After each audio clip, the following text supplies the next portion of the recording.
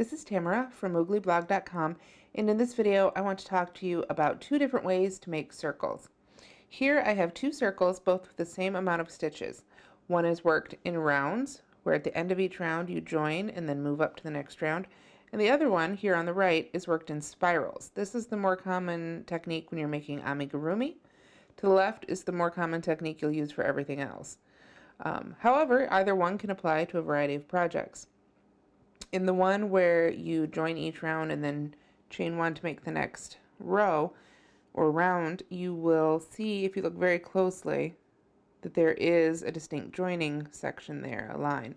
The advantage to the spiral is that you avoid having that line show up.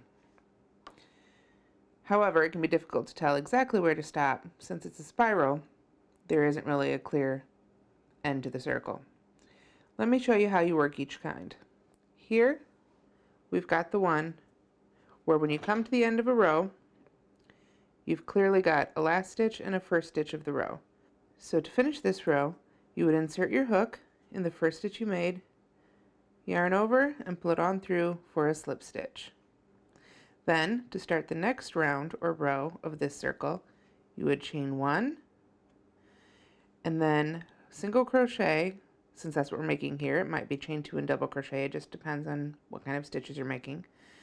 But here we chain one, and we're going to work right back into that first stitch. Some people say work into the slip stitch or work into the first stitch, but we just go right back down in that first one. We just slip stitched two to join and work our first single crochet of the round.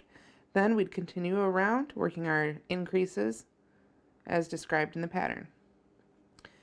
For the other style, which is, as I say, the kind most commonly used in amigurumi, but also used in some other projects, we're actually working in a spiral.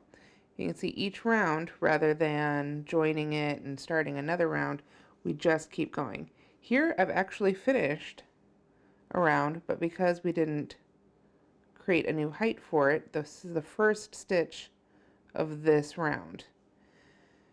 When you're working amigurumi or spiral stitches like this, it can be a good idea to keep a stitch marker in that first stitch of the row so you always know when you've returned to it. Otherwise, it's just not as obvious at this kind of circle.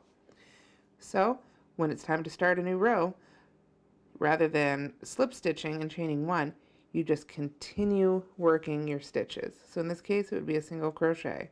And then I would just keep single crocheting around, working my increases as before, and I would just keep going bigger and bigger until it was time to stop, following whatever pattern I was following. And that's the difference between working rounds and working in a spiral.